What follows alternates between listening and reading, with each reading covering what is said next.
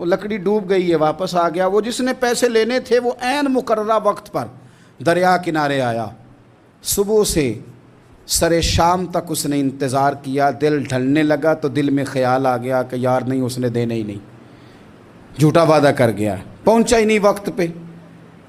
اب جب واپس لوٹنے لگا تو اچانک دریا میں ایک لکڑی تیرتی ہوئی دکھائی دی۔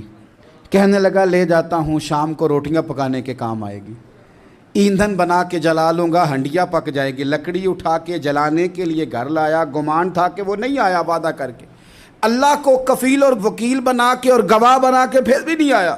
لکڑی لے کے گھر گیا، بخاری ہے، اور جب اس کو چیرا نہ کہ میں اس کی آگ جلاؤں گا، کھولا تو اندر سے 1000 دینار بھی نکل آیا، خط بھی نکل آیا۔ اب ذرا سمجھنا، اس کے دل میں بات کس نے ڈالی کہ تو لکڑی میں پیسے ڈال دے؟ اللہ نے۔ اس بندے کو مقررہ وقت پہ کنارے بھیجا کس نے؟ لکڑی صرف اسی کے ہاتھ آئی تو یہ بندوبست کیا کس نے؟ اللہ۔